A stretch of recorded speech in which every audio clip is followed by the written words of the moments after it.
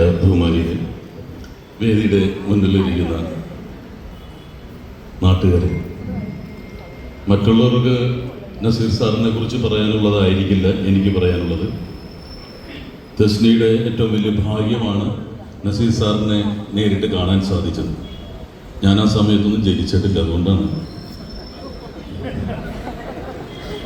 തെസ്നിക്ക് മഹാത്മാഗാന്ധിയെ വരെ കണ്ടു പരിചയമുള്ള അനുഭവങ്ങളുണ്ട്. സ്വാതന്ത്ര്യ സമരമൊക്കെ കണ്ടിട്ടുള്ള ഒരാളാണ്. തമാശക്ക് പറഞ്ഞുണ്ട്. എൻ്റെ സംസാരം ചിലപ്പോൾ വിവാദമാണ്.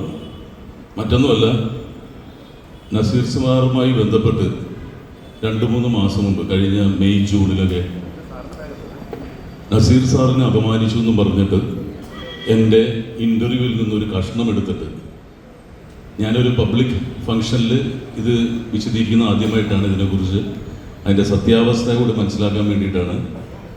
എനിക്ക് എൻ്റെ സീനിയർ പറഞ്ഞു തന്ന ഒരനുഭവം വച്ചിട്ട് അത് ഷെയർ ചെയ്യുകയും ആ സീനിയർ അത് ഞാനങ്ങനെ പറഞ്ഞിട്ടില്ല എന്ന് പറയുകയും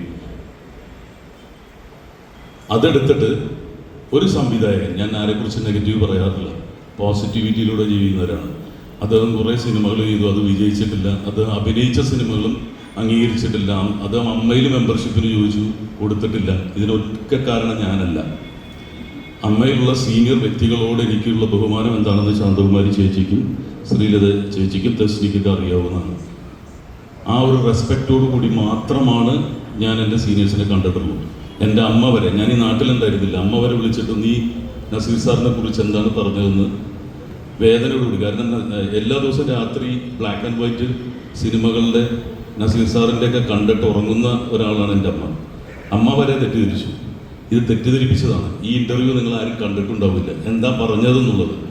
അതായത് ലൈം ലൈറ്റിൽ നിൽക്കുമ്പോൾ നമുക്ക് എല്ലാവരും ഉണ്ടാവും, ഇതുപോലെ കസേരകളും കാര്യങ്ങളൊക്കെ ഉണ്ടാവും. പക്ഷെ അത് ഇല്ലാതാവുമ്പോഴുള്ള ഒരു അനുഭവം ഒരാൾ പറഞ്ഞു തന്നത്, ഞാൻ ആ പേര് ഞാൻ ആവർത്തിക്കുന്നില്ല, അദ്ദേഹം അസുഖബാധിതനാണ്. പക്ഷേ അത് ജനങ്ങൾക്ക് വേദനിച്ചിട്ടുണ്ടെങ്കിൽ ഞാൻ മാപ്പ് പറയാൻ തയ്യാറായി. ഈ ഓൺലൈൻ മീഡിയയിൽ ഞാൻ മാപ്പ് പറയുകയും ചെയ്തു. പക്ഷേ ഞാനിത് വിട്ടുകൊടുത്തത് ദൈവത്തിനാണ്. എനിക്കൊരു കോൾ വന്നു, പ്രേം നസീർ സാറിൻ്റെ ഫൗണ്ടേഷനിൽ നിന്നുമാണ്. സുരേഷ് കുമാർ സാർ, മേനക സുരേഷ് ഏട്ടൻ പറഞ്ഞു, നീ തിരുവനന്തപുരത്തേക്ക് വരണം, ജനൻ ടി വിയിൽ വരണം. അവിടെ നസീർ സാറിൻ്റെ ബന്ധുക്കളായ അബ്ദുള്ള അതുപോലെ തന്നെ ഫൈസൽ 2 പേരുണ്ടാവുമെന്ന് പറഞ്ഞു.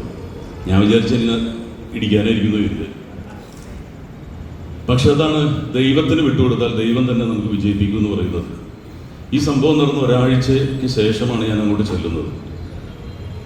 ഒരു സിനിമയിൽ ഒരു സംവിധായകനോ ഒരു നടനോ എന്നെക്കുറിച്ച് എതിര് പറഞ്ഞില്ല. ഒരാൾ പറഞ്ഞു, പക്ഷെ അത് മാപ്പ് പറഞ്ഞു, അത് തെസ്നി എനിക്ക് അയച്ചു തരികയും ചെയ്തു. പക്ഷെ ഒരാൾ പോലും എന്നെ എതിർത്ത് പറഞ്ഞില്ല. കാരണം ഞാൻ എന്താണെന്നുള്ളത് എല്ലാവർക്കും അറിയാമായിരുന്നു. മമ്മൂക്കും സുരേഷ് ഏട്ടനും ലാലേട്ടനും ഒക്കെ അറിയാമായിരുന്നു. ഒരാൾ പോലും വിമർശിച്ചില്ല. അപ്പം ഞാൻ ഓർത്തു, എന്നിലൊരു സത്യമുണ്ട്. പക്ഷേ ഒരു സംവിധായകൻ, ഒരു നടൻ എന്ന് പറഞ്ഞ് നടക്കുന്ന ഒരാൾ മാത്രമാണ് എന്നെ വിമർശിച്ചത്.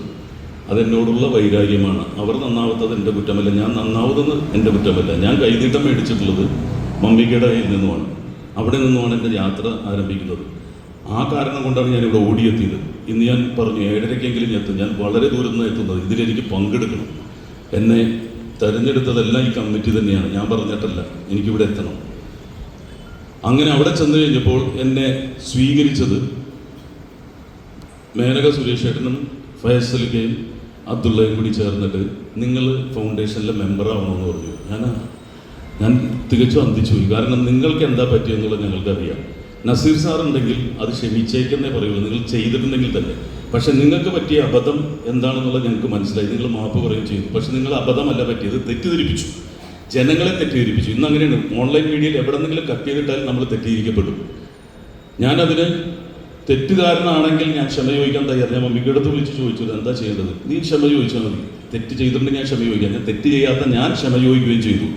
പക്ഷെ കർമ്മ എന്ന് പറയട്ടെ, പ്രേം നസീർ സാറിൻ്റെ കേരളത്തിൽ ഇപ്പോൾ നടക്കുന്ന ഈ പരിപാടിയിൽ എന്നെ അതിഥിയായിട്ട് ക്ഷണിക്കുകയും തിരഞ്ഞെടുക്കപ്പെടുകയും ഇവിടെ വരാനുള്ള ഭാഗ്യവും നിങ്ങളുടെ അടുത്ത് ഇത് വിശദീകരിക്കാനും അതുപോലെ തന്നെ നസീർ സാറിൻ്റെ രക്തബന്ധുക്കളായിട്ടുള്ളവർ ഇവിടെ ഇരിക്കുമ്പോഴും അവരോട് കാല് തൊട്ട് ഞാൻ തെറ്റ് ചെയ്തിട്ടുണ്ടെങ്കിൽ മാപ്പ് ചോദിക്കാൻ തയ്യാറാവുകയും ചെയ്യുകയാണ് ഇത്രയും ജനങ്ങളുടെ മുമ്പിൽ. പക്ഷേ ഒരാളെപ്പോലും വേദനിപ്പിക്കാതെ ജീവിക്കുന്ന ഒരാളാണ് ഞാൻ.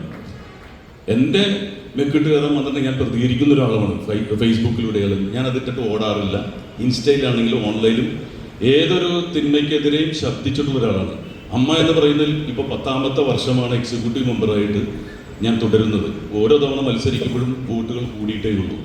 എന്നെ പ്രോത്സാഹിപ്പിക്കുന്നത് ഈ സൂപ്പർ സ്റ്റാർസുകൾ തന്നെയാണ്. അവരോട് കൊടുക്കുന്ന ബഹുമാനം തന്നെയാണ് എനിക്ക് തിരിച്ചു കിട്ടുന്നത്. നീ ഇവിടെ വേണമെന്ന് പറഞ്ഞാണ് കഴിഞ്ഞ തവണ എന്നെ ഇലക്ഷൻ നിർത്തിയത്. അപ്പോൾ ഒരാളെയും ഹിംസിക്കാനോ ഒരാളെ അപമാനിക്കാനോ ഞാൻ മനഃപൂർവ്വം തയ്യാറായിട്ടില്ല.